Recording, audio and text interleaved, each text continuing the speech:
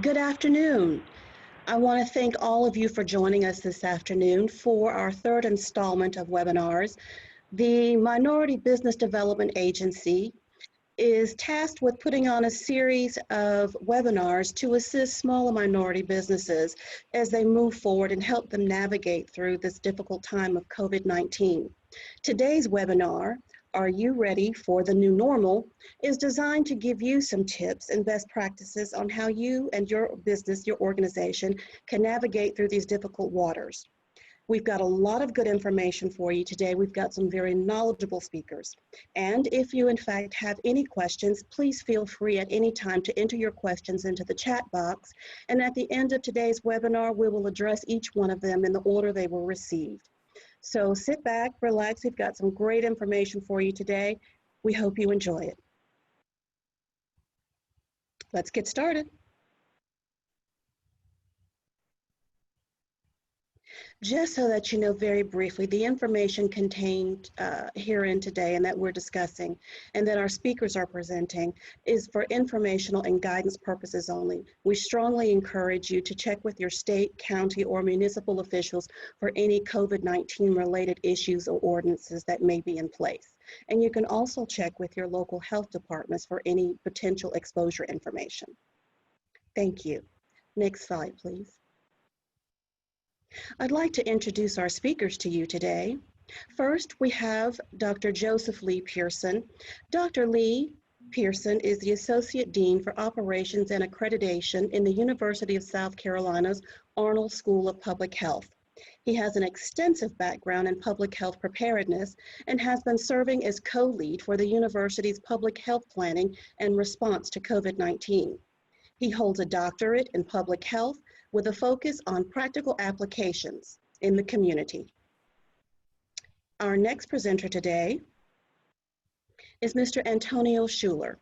He is an engineering associate with DESA with over 30 years experience in civil design, estimating, traffic signal design, managing capital improvement projects with private and government entities. He graduated from South Carolina State University, with a BS degree in civil engineering technology. I hope you will give these two gentlemen your full attention as they've got some very valuable information to present to you. Next slide, please. Before we begin, would you mind please taking a brief poll question so we can kind of gauge exactly where our viewers are today? Is it possible to have had COVID-19 and get it again? Yes or no?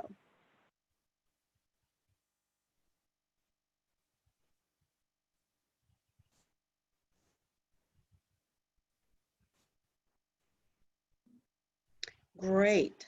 Thank you so much. And without further ado, I'd like to present to you Dr. Pearson, who will go over some of the information that was received from the polling results. Dr. Pearson?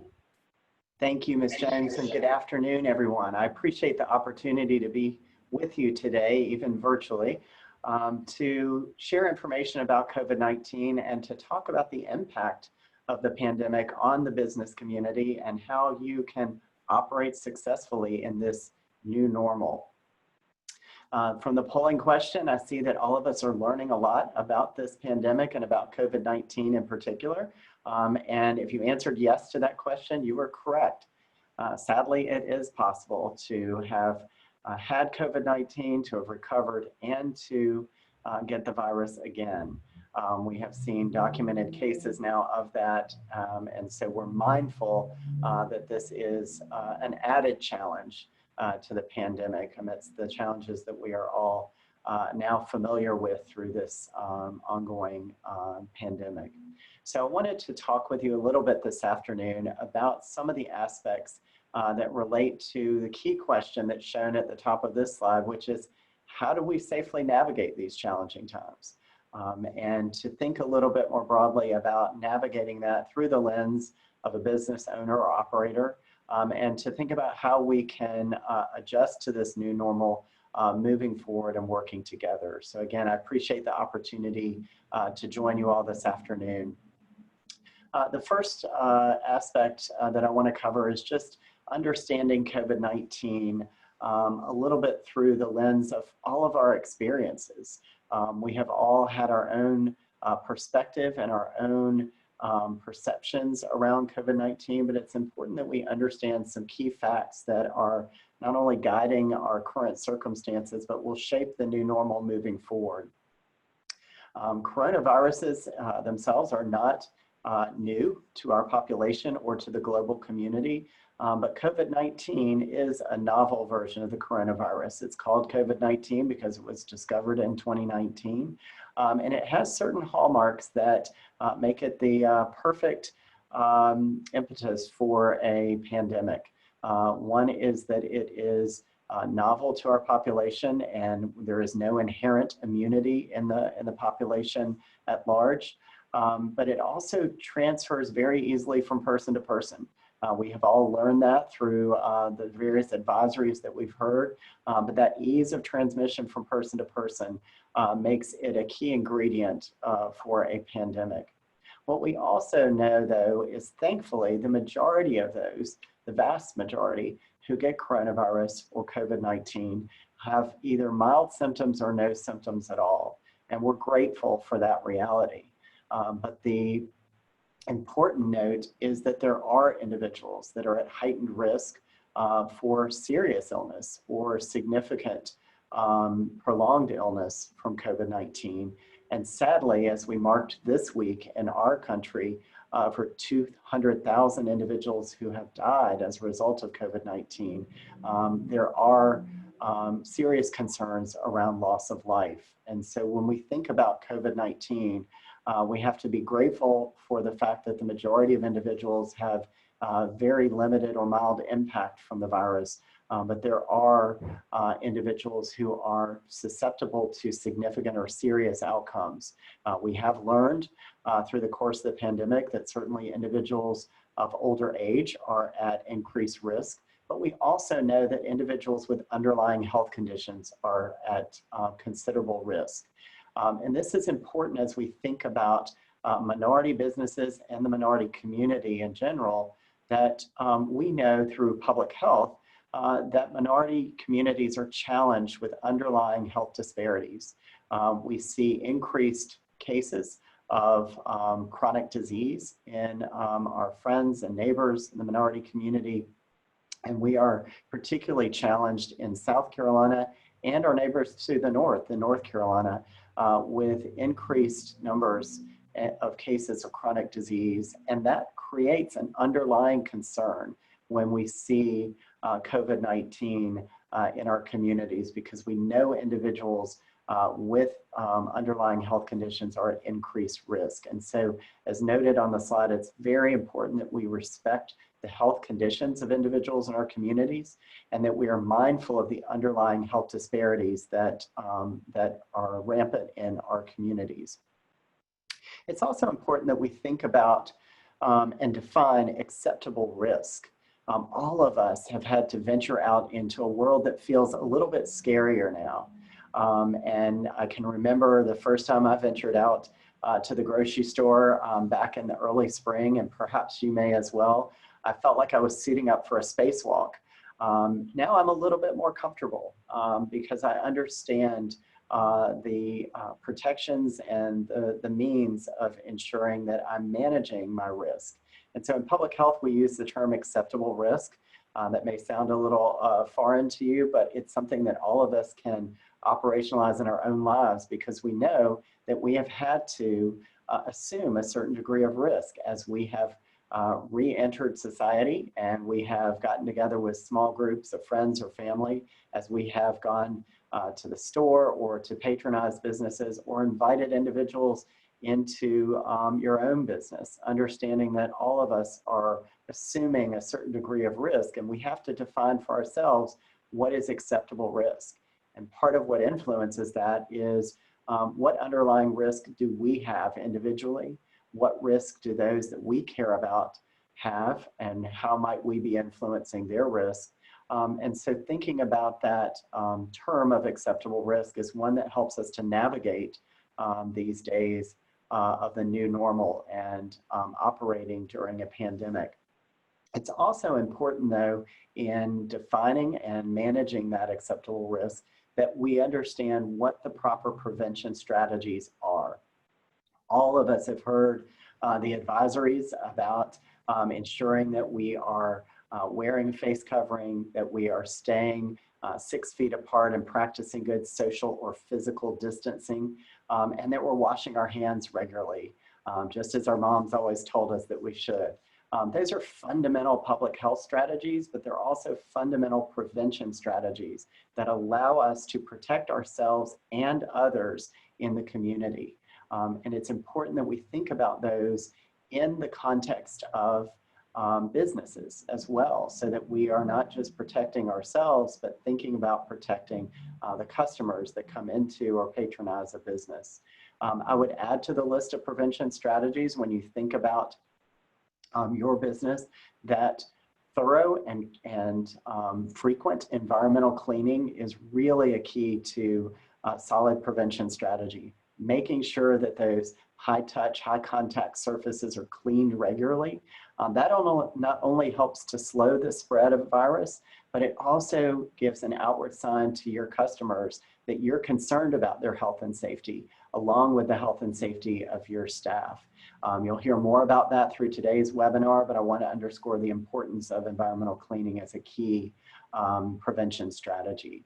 So I think as we move to the next slide, we're going to have the opportunity for another poll question. And so I believe as our facilitators bring this up on the screen, you'll see the question: what is the most important prevention strategy to follow? Social distancing, hand washing, face coverings, or is it all of the above? Give you a chance to chime in with your answers, and we'll see where we stand with that. All right, we have 100% correct answers. So all of you get an A. That's wonderful. I will note that the CDC director had a bit of controversy last week in vaulting face coverings to be the best and primary point of prevention. And I certainly don't want to take issue with the CDC director. But I would say from my vantage point, all of the above is the best answer, because there are many ways that we can protect ourselves, and employing all of those is certainly the best strategy. So we want to do everything we can to protect ourselves and others. So as we think about how we manage our risk, we want to also think about how we manage our fear and anxiety. Even for somebody working in public health, this is a concerning time.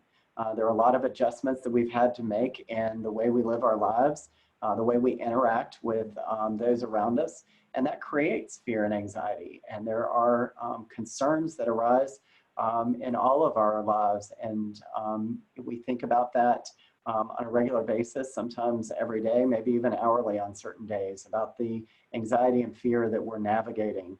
And that is real, and it's important to recognize and respect that.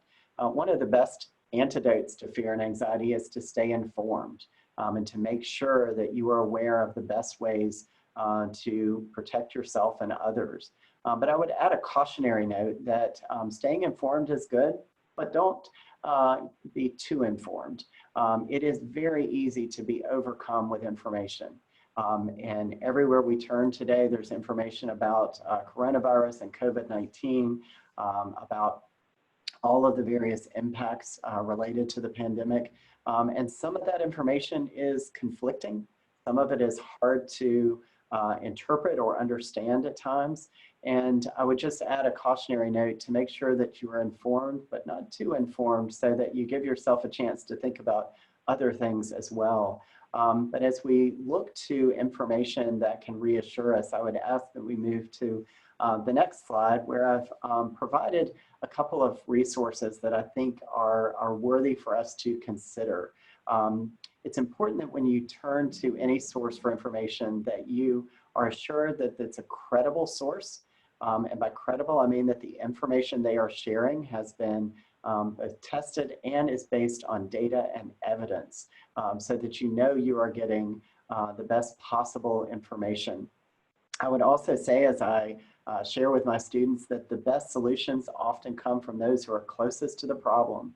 And so when you think about information, turning to a local source, whether you're in South Carolina or North Carolina, being able to look to those sources that are nearby that have perhaps a more localized perspective on the issues. So I've shown here on the slide two of the best resources in the Carolinas. In North Carolina, the Department of Health and Human Services is serving as the lead for providing COVID-19 information and conducting surveillance on the cases and fatalities that are occurring as a result of COVID-19. Their website is listed here. In South Carolina, it's the Department of Health and Environmental Control that is the lead public health agency in South Carolina and is serving to provide information on all of the COVID surveillance. And so I commend both of these sites to you for your consideration. But I would also draw your attention to some of the similarities and distinctions that exist here.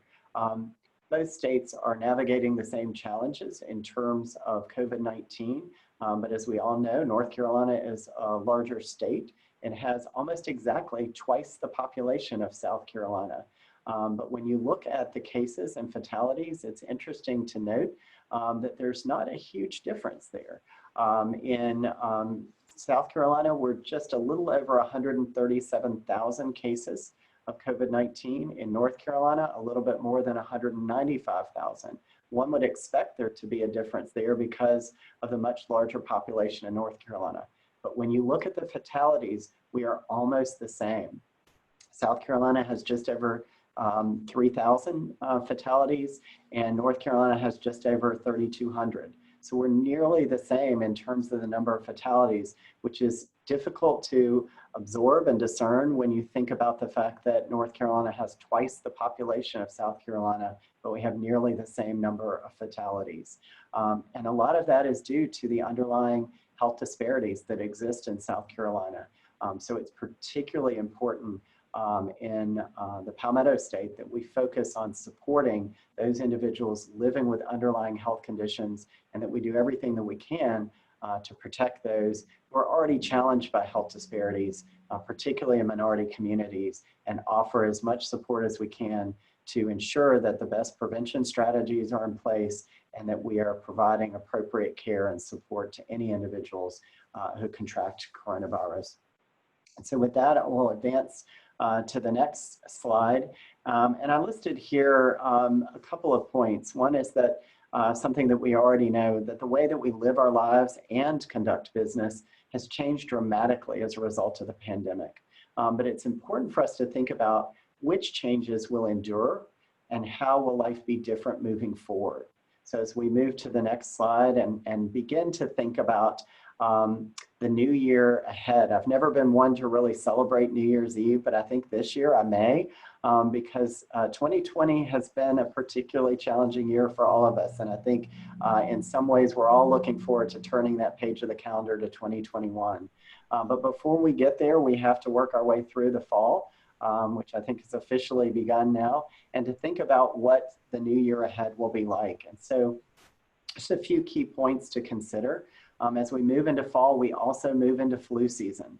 And so we are particularly concerned in public health that we are not only navigating a pandemic with COVID-19 and coronavirus, but that we are also getting ready to see the onset of flu season. So this is my opportunity to encourage you and for you to encourage those you know that anyone who is able to should get their flu vaccine this year, because it's one way of, again, preventing that potential eventuality and allowing you to protect yourselves from one of the threats that we know is on the horizon. And so it's really important that we think about all of the ways in which we can protect ourselves, not just from COVID-19, but from influenza as well. It's also important for us to think about potential second wave of COVID-19. We've all heard throughout this pandemic that typically pandemics come in waves. We have certainly been seeing the effects of this first major wave of COVID-19. And we have all begun to see some improvements in areas where we had really heightened numbers of cases. Things have improved. But we are sadly seeing the signs of a potential second wave. We have more than 30 states right now in the US that are showing increased cases. We have neighborhoods in New York City that are beginning to show spikes in cases where they had seen dramatic improvements. And in Europe, we're seeing cases in the UK, in Germany, Italy, and Spain, where their weekly case totals are now on par with what they saw in the height of the pandemic back in March. And so it's very important that we remind ourselves that we are not out of the woods, that as much as we may want to let our guard down, it's important to be dedicated to those prevention strategies, and that we maintain ongoing prevention protocols, and that we remain hopeful that there will be a vaccine developed. I am not going to offer any pontifications on the timeline for that because there are plenty of people doing that. Let's hope that it is sooner rather than later. I think the best projections put it sometime after the first of the year, just knowing all that's involved in ensuring that vaccines are safely developed and delivered. It is not something that any of us want to rush, but we will all welcome the news of an available vaccine. I would also note that many of our social norms have changed. We all know that, but some of those are going to remain well into the future, and they may never really return to what we used to define as normal. We've all stopped shaking hands or offering a hug as a greeting, and I think we'll be very cautious to see that return, sadly, because we know that we need to make sure we're protecting ourselves and others. There will be a gradual return to normal. There will be some compromise between this new normal that we now know and what we used to know, but we need to remain hopeful that some of the things that we have learned and achieved during this challenging time, the cooperation and the collaboration, the innovation that's coming through particularly business owners in addressing operations in this new normal, are things that we want to hold on to as we move into the new year. And so on that hopeful note, I will turn it back over to our facilitator and be available for any questions towards the end of our time together. Thank you. Next slide, please. Thank you so much, Dr. Pearson. You've given us a lot of information to think about, a lot of valuable information that I'm sure we can take back and share amongst our family and staff members for those of us who have businesses. Thank you so much, and I look forward to the questions that will be available for you to answer at the end of the webinar today. And ladies and gentlemen, if you don't mind, before we bring on our next speaker, Mr. Antonio Schuler, if you would just take a moment to answer this brief poll question. Do you have a plan for re-entry into your business or office? Yes or no?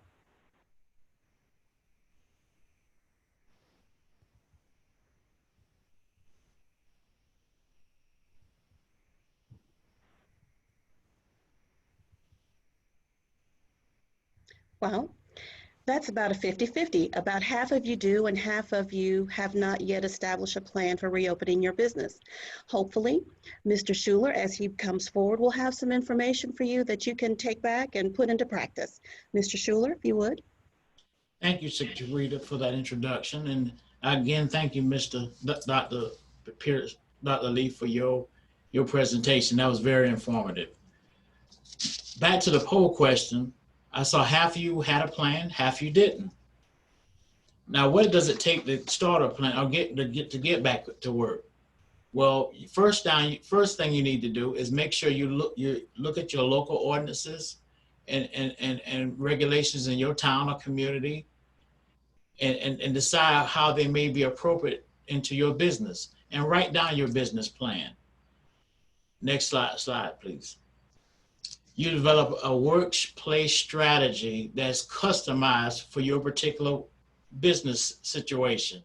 If you have a lot of face-to-face interaction, then you know masks will be very important. If you have a business where you have the glass canopy like a gas station, you may have your customers have to wear masks, and the one retail person, since they're in a booth, they may not need a mask.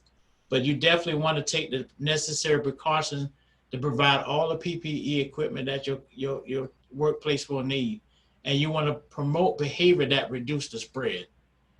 You definitely want to encourage your employees to know your plan and share your plan with your employees. Since it's in writing, make sure they're aware that they need to disinfect and clean all high touch surfaces, observe cough etiquette, and visualize, reinforce these positive changes, because anytime you make a change, it's not always welcome in the workplace, especially in this stressful time. but you're protecting your business, you're protecting your employees and your clients. Next slide. You do this by establishing a protocol for your business, meaning all of your employees buy into this. Everyone buys into doing their part to minimize the risk of exposure to COVID-19. After you do your assessment, now you can identify what PPE equipment you need. And what I mean by that is personal protection equipment. And you should provide this to your employees at no cost.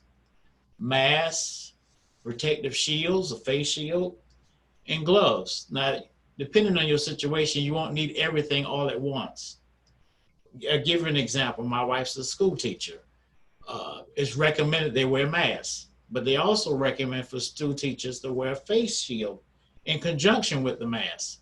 So that little twist, it may not necessarily be something you would use in a retail setting if all you're going to do is, exchange funds with, let's say, at the register and move forward. But like I say, you customize it. Like I say, you write down your plan and you train them how to use the PPE equipment. Make sure when they do mask up, that it covers their nose, and mouth properly. When you walk through your protocol, you remind them that they should wear their mask in public settings. Use touchless equipment for measuring temperature, the touchless thermometer. And if you should have an employee who's exhibiting signs of being sick or exposed, have your employee get tested. And there's no harm or fear of being tested. I was at first apprehensive, but I went and got tested, and it reassures you that I'm safe and my family is safe. And the test was just a minor inconvenience. Again, you can also provide a questionnaire as a way of re-entry back into your workplace. What do I mean by that? But I call it the exposure questionnaire. An example of this is a list of questions you may give to your employees prior to them coming back to your office or workspace. Have you been on a commercial flight in the last 2 weeks? Have you been in close contact with someone who was diagnosed with COVID-19 in the last 14 days? Have you exhibited 2 or more symptoms? And your checklist goes on, and you record this information. And that way, when they come back to work, you're reassured and they're reassured that the workplace is safe as possible, because you've done your disinfected your high touch areas, you've cleaned all of your surfaces, and you've done the best you can to make sure the workplace is safe for you and your customer. And you have a plan in place. Your plan keeps everybody on the same page. Everyone has the same understanding. We have to wear masks. We have to social distance. And now everyone's heard those terminologies, but when it's reinforced from management, when it's reinforced from the owner, it has a more positive effect to the whole work team. Next slide, please. Wearing masks in common areas, we definitely encourage, from what we know now about COVID-19, to wear masks even in the restroom. We now know that the particles of coronavirus can survive the human digestive system and can be re-aerolized when you flush the toilet. So whenever you flush the toilet, make sure the lid is down before you flush. And since the bathroom is a confined space, don't linger when you have to flush the toilet. Make sure you go ahead and wash your hands and leave the site. And like I say, your PPE is pivotal. Never take it off, even in the restroom, because we now know from the testing that it can re-aerolize. Limit the access to the break room. Some break rooms are huge and they can provide 6 feet distance in between each user. Some breaks are small. That means one person at a time can only be in there. But limit the use of the break room. just make sure that everyone adheres to social distancing guidelines. And use telephone tools and video conferencing tools. Example, you're on Zoom today. Other tools, WebEx, Microsoft Teams, the school use quite a bit of that. And there's Skype, there are others out there, but whatever tool you use, train your team to get comfortable, because this new normal is going to be with us for a while. Train them so that they can build a level of competency and skill with the tool. Meaning, as they use more of these tools, that they don't have an apprehensiveness and would go back to doing old ways of business. Because even now, that protects them and the clients and your customers, showing them that you've embraced a new way, that this change is from the top down. Avoid using tools that are mostly shared in common areas, if at all possible. If you have to use those tools, wipe those areas down. Get your wipes. If you just have one phone that your employees share in common, have your wipes right by that phone and have as a protocol to disinfect that phone, that high touch surface, after each use, whether it be a vehicle. Just because 5 people use the vehicle in a week, make sure each person is responsible for wiping that vehicle, disinfecting that vehicle between each use. Before and after usually is the best protocol we use here in our office. And keep your workstations clean and sanitized, because we're trying to make sure that every person goes home safe, every family member, every extended loved one, they're safe and protected. Because when we're doing the best we can, we have reduced and minimized the spread of this contagion. Next slide. What you do when exposed to COVID-19. This may eventually happen. This is when your plan is bulletproof, so to speak. This is when you've done the work on the front end, and now you've set that process in place to protect you. You act quickly. You of course you limit access to the site. You air that site out. You make sure that you get plenty of fresh air from open doors and windows, and you consider contact tracing information. It doesn't have to be complicated. Name and a method of contact, email or phone number. And while you're doing this, you should let that area that had that infection problem remain totally unoccupied for 24 hours. Why? Because the vapor droplets need to settle on a surface so they can be properly cleaned and disinfected away. Because prior to that 24-hour period, they're still in the air, and you don't want to bring in a cleaning crew or staff and have them be potentially exposed. So again, the 24-hour waiting period is part of your plan. Cleaning and disinfecting your high touch surfaces, again, part of your plan. So in other words, and once your staff know you have a plan for this eventuality or potentiality, that will give them the confidence to work and follow your plan. They'll put on your mask because we have a plan should something come up. That reinforces your customers. They want to do business with you. They see you're serious about protecting them, and you can still provide your product or service. Next slide. And for your customers, definitely use signage. Example, 6-foot spacing. If that's you have an inside facility where they come in and they have to space themselves out, queuing in a line or some other, depending on your business. Some businesses are outside businesses, lawn care, different things like that. If it's a beauty salon, what they tend to do, I know one business salon owner, they queue all the customers to stay in their cars and come in during their appointments. So that way you don't have anyone queuing inside the building. And if you have 1 or 2 that have children, they separate them in chairs. But everyone is tested, and that the temperature is taken with a touchless thermometer. So don't try to be the mask police. wear masks.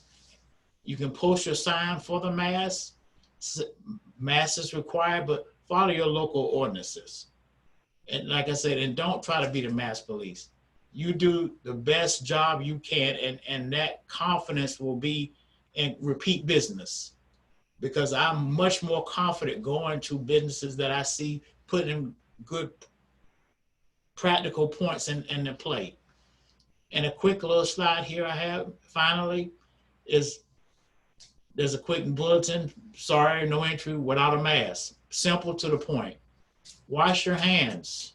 We've heard Dr. Lee mention that previously. Clean hard surfaces. Avoid crowds. Social distancing. Antiseptic. Use antiseptic. Fresh air in case there's a potential, and avoid hand contact. We know that's the new normal. Lastly, I just would like to thank everyone for being on this webinar, and I would like to see if Chiquita has that last question for us. Absolutely. Thank you so much, Mr. Schuler. Very, very good information. And before we move into the final phase of the webinar this afternoon, if you wouldn't mind answering our final poll question for the day.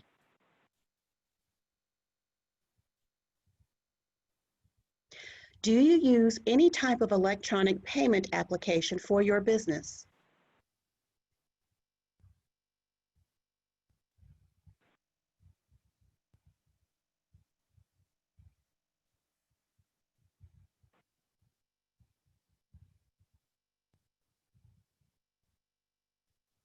It looks like the majority of you do, as you should. Next slide, please.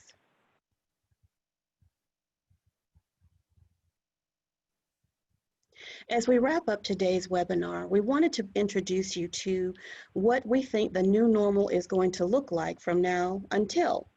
And the new normal today means a cashless society as well as a touchless society, most of which I'm sure all of you have had some experience with already. Next slide, please. Experian, which is of course the credit monitoring organization, they've been doing a lot of research on this. And just a few points that I'd like to bring up to you is that that Experian has found is that since COVID-19, there has been an 8% increase in the use of mobile wallets and an increase of 6% in the use of retail applications. The largest areas of growth for using digital payment methods are online grocery shopping, which has seen a 7% increase, and believe it or not, ordering food with a 6% increase because we know that we all love to eat and order out. And next, we have a 50% growth of consumers globally that intend to increase their online activities, be it banking, payments, and/or shopping in the next 12 months. Next slide, please. 2/3 of consumers are staying loyal to the businesses they preferred prior to COVID-19. And I want you to think about that. 2/3 of consumers are staying loyal to the businesses they preferred prior to COVID-19. So for the small and minority businesses that we are dealing with mostly today, this is a way for you to engender continued loyalty, which means that because we are moving into a cashless and a touchless society, it's incumbent upon you to find those tools that will allow you to keep that 2/3 of those individuals that are loyal, meaning that if they've been shopping with you all along, they don't want to go anywhere else, but in order to move forward, you have to be ready to move forward as well. There's a 20% increase in overall online transactions, a 41% increase in grocery shopping, 40% increase in applying for loans online, and as I said before, 22% increase in food or delivery takeout. 50% of consumers expect to increase their online transactions, even more so in the next 12 months. Next slide, please. In doing additional research, we found that the fear of handling money contaminated with COVID-19 has spurred the growth of e-commerce, meaning that People are afraid of catching COVID-19, and they are going to patronize those organizations and businesses which have taken steps necessary to ensure their safety. And the Centers for Disease Control, or the CDC, they encourage the use of touchless payment options by retail workers specifically whenever it's available. I don't know if you've noticed or not, but a lot of businesses have done away with using coins. So if you don't have exact change, all you're doing is giving your money away these days if they don't offer coins in return. And lastly, many businesses have gone to a touchless method, meaning online shopping or curbside pickup, which I'm sure you're very familiar with if you shop at Walmart and do curbside pickup. A lot of businesses are offering that to the consumers these days. Next slide, please. Things to consider for mobile payment options. The device and operating system you use, whether it is a tablet or a cell phone or a computer, any applicable transaction fees. Many of the online payment systems do require a transaction fee, although minimal, but if you think about it, if you have millions of people using this particular mobile payment service, any type of transaction fee is going to benefit the company itself. So do your homework and make sure that the transaction fees are not too high. And there are some with no transaction fees. You should accept multiple forms of payment to accommodate your customers. One important factor here is to check encryption and security features for any mobile application system that you decide to utilize. But be sure to use what suits your business. Don't make it overly complicated. One of the things, I'm sure a lot of you may have heard the KISS method, which normally means keep it simple, stupid. But in this case, the KISS method means keep it simple and secure. And you may find that your checkout process should be easier and faster to avoid shopping cart abandonment, which, believe it or not, is about 70%. And you ask, what is shopping cart abandonment? I know I'm guilty of it.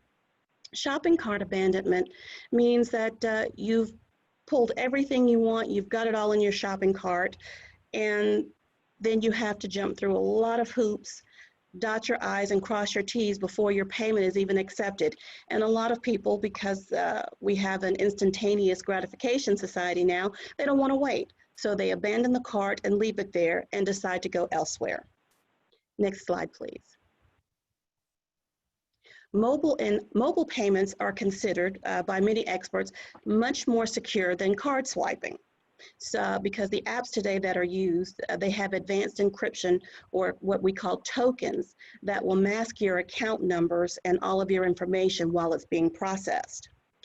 Some applications use facial recognition or fingerprint identification. And just remember, nothing is 100% secure. So please do your due diligence, do your homework, and make sure that you find a payment system that suits your needs. Next slide, please. These are just some examples of electronic payment systems or online payment systems for touchless purposes or cashless purposes. There's, of course, Google Pay. There's Samsung Pay. Everybody's familiar with PayPal or Apple Pay. Even Cash App, of course, as I mentioned. And Zelle. Zelle is one that is quite secure, as it was started by the banking industry. So there were several banks themselves that got together and realized, hey, we're missing out here because everybody else is developing their own electronic payment system. So several banks, Wells Fargo, Bank of America, BB&T, a lot of these banks got together and went in to create Zelle, which is a highly secure system as well. Next slide, please. And for those of you that use appointments, there are also online appointment systems available. If you have a salon of any type or a barbershop, there are some online appointment systems that will keep track of all your clients, keep track of all the dates and times that they come in. They can do repeat business. So there's an abundance of things that are out there to help you open up your business again and try to get back to quote unquote the new normal. You just have to take your time, do your due diligence, put the necessary precautions in place to ensure that not only you, but your clients are safe as well. Next slide, please. Thank you, ladies and gentlemen, for staying with us this afternoon and participating in our new normal webinar. If you have any questions, and I hope that you do because the gentlemen here are ready and waiting for any questions that you may have, I would ask that you enter them into the chat box, and we will address each question as it comes one by one. The first question we have is, and I would imagine this would be for you, Dr. Pearson, is how soon do you think we should get an influenza shot? That's an excellent question. Thank you. I would suggest that now is a good time. And embedded in that question is an understanding that it takes a little while for the flu shot to become effective. And that's usually around 2 weeks for most individuals. And so when you think about getting your flu shot, you don't want to get it so early that it loses its effectiveness before the end of flu season. We know that flu season usually gets underway in earnest in November. And so getting your flu shot anytime between mid-September and the end of October is usually the sweet spot. And since we are right in that, I would say now is a good time to begin thinking about getting your flu shot. Thank you very much. Are there any other questions this afternoon? No? Okay, if not, I want to thank each and every one of you again for participating this afternoon. And please know that for each of you that participated, a copy of this presentation as well as a copy of the sample documents that were referenced will be provided to you via email at the conclusion of today's webinar. I thank you once again for coming and participating with our webinar this afternoon. And I would ask that you take a very brief survey at the conclusion of today's webinar, because your input is extremely valuable to us. We need to know what we're doing right. We need to know what you're interested in. I think I apologize, I have one more question. Well, it was just a thank you, but thank you so much. I appreciate that. We're very glad that you enjoyed today's information. So ladies and gentlemen, once again, I would like to thank you for participating. If you would stay tuned for a brief survey, I would very much appreciate your feedback. And on behalf of the MVDA, on behalf of the USC Public Health Office and DESA Incorporated, we thank you so much. Thank you for participating, and be on the lookout for our next webinar. Have a great afternoon.